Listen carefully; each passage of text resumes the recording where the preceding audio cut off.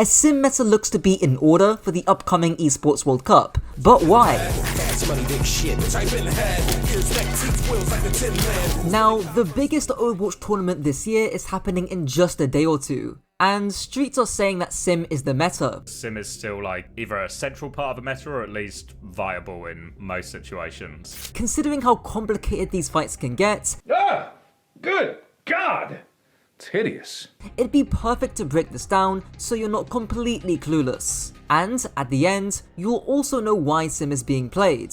Of course, we're gonna look at the EU finals between the two best sim teams, Alcatia and Twisted Minds. So get ready for some vital boops, individual heroics, and genius TPs. Speaking of which, I'm gonna break down sim TPs from least to most flashy, starting with ping pong individual TPs. This does pretty much what it says on the tin. You place a TP for your own individual value, which allows you to ping pong a specific target as you go between your TP. Take this TP from newbie, placed right behind the enemy frontline to get an angle behind. It's nothing crazy, the TP just takes attention from Lubda, which allows Quartz to chop his head off Mortal Kombat style. Seriously though, if Europe's best hit scan gets taken down like that, we might be cooked. Now, the reason why it's called ping ponging is fairly obvious. You can just TP immediately between two locations. But some of the time, TPing isn't worth it. You can see Yubi place down the TP, but he doesn't take it. Instead, it forces Ziad to use boosters and break the TP. It's basically a catch-22. You either don't break the TP and the sim can go through it, getting free spam value, or you break the TP and the sim can just push forward the charge beam.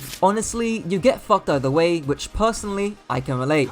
In terms of watching the game, you'll definitely spot these TPs in the pre-fight. I also asked the infamous Overwatch coach, Capitology, and he echoes a very similar sentiment. You can pause to read the entire thing. Now, there is more nuance with this type of TP, which I've categorized as pushing advantages. This couldn't be more obvious in the first fight on Kings, where KSA gets chunked pretty heavily to low HP. This gives Checkmate and his team a small advantage to push, which he does with a simple individual TP in the backline. Sadly, he gets booped and feeds, which makes me reconsider how cocky I was about Europe being the best region. Back on Circuit Royale, when Landon lands the final blow onto Quartz, yet again, Checkmate pushes this advantage with a simple ping pong TP. I think Checkmate wanted to place his TP on the high ground, but it just couldn't reach. Which leads me to talk about TP micro. Ideally, make sure your TPs avoid open space if possible and puts you in a hard to reach location. However, even TP itself can be an advantage to push off of. Take this example here.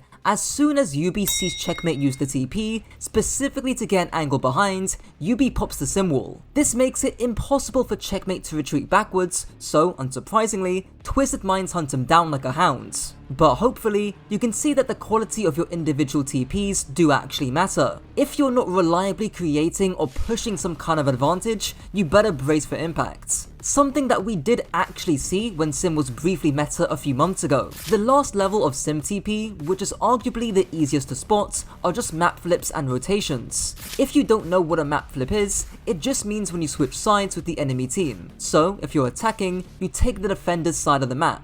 Take this example by Yubi on Kings, where it's last fight territory, and he and his team flip the map, playing like they're on defense. This helps to entirely bypass Lubda's overclock. Or, take this example on Suravasa. This isn't a map flip, but just a TP up to the high ground to skip a rotation. Thankfully, the reason why stuff like this is done isn't as complicated as you might think. Usually, spaces like King's Row 3rd point and the first point on Suravasa are incredibly hard to cross, mainly because of the long sightlines. TPs like this can skip having to move and rotate through these spaces. It certainly helps if you're expecting the enemy team to push early too, which they often will when it's the last fight, so you can't touch. Back to that King's Row TP, and even Alcatia do a similar thing as Checkmate TPs to the high grounds. Once you start looking at the map geometry, it becomes obvious as to why. You just get an immediate jump on the enemy team, and if you're as good as Ziad, you can land a kill on top of it too. With that being said, I feel like every main support I watch is dogshit. I mean, Astro literally had one job to stay alive for the beats. Might be time for bro to go to Marvel Rivals. Now, speaking of individual moments, both good and bad,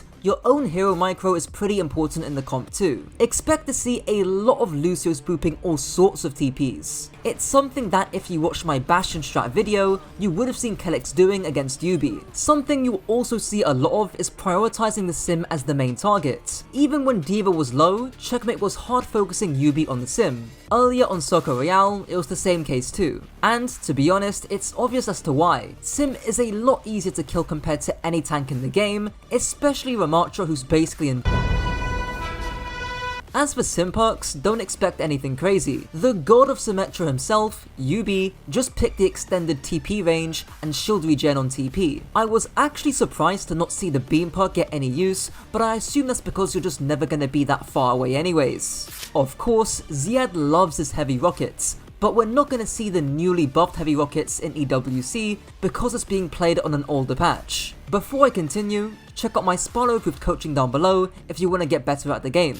Now, one thing you'll always see a lot of during these big brawl metas is how good a team is at baiting ults or not. Baiting just means to tease the enemy team to engage onto you and then retreating backwards, living. The EU teams are generally master baiters, but I gotta be careful saying that in case my country come after me. The way you bait safely on Symmetra is to keep distance away from the enemy frontline and to TP away if needed. In this example, Quartz teases the enemy frontline to engage with his overclock, which baits Checkmate to pop the sim wall and push forwards. Because everyone on Twisted Minds is playing distance, it's really easy to retreat away from the sim wall, as you can see Yubi just TP backwards. If you don't have distance and you're playing on the corner, the enemy D.Va will just fly onto you, boop you away from your TP, and kill you. Now, let's look at a bad example of baiting. Here, Landon pops the Kitsune close to the corner. Look at how much closer Yubi is playing to the enemy team and to the corner. His HP almost goes to 0 despite him barely being able to TP out. Unfortunately, TVNT, despite holding up his hands, forgets that he has none and ends up going down.